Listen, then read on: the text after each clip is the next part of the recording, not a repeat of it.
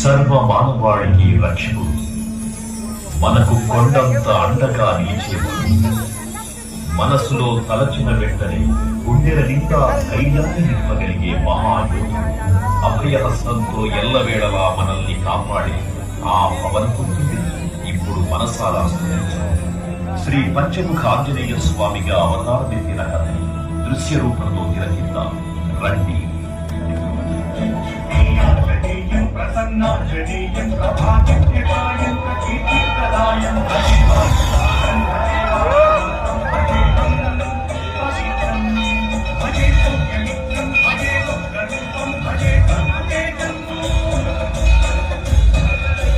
అది రామాయణ మహాయుద్ధం భీకరంగా సాగుతున్న తరుణం.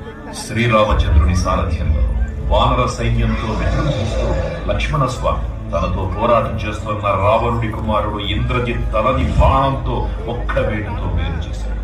ఇంద్రజిత్ మరణిన రావణుడు ఆవేశంతో ప్రతీకారం కోసం పాతాళ లోకాధిపతి తన సోదరుడు అయినటువంటి మహిరావణుడి సహకారం కోరాడు.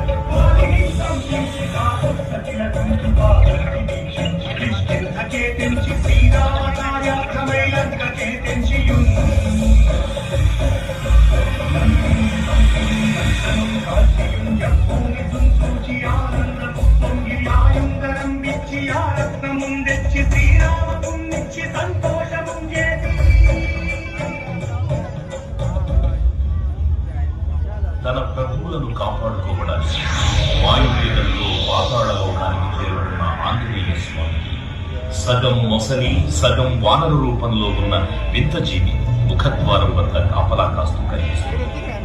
ఆ జీవి మకర ధ్వజుడు అనే తన పుత్రుడని, మహాసముద్రాన్ని దాటుతుందని నీటిలో పడ్డ వేదవిందుడు ఒక మొసలి గ్రహించడం వల్ల జన్మించాడని తెలుసుకొని ఆశ్చర్యపోతాడు హనుమంతుడు.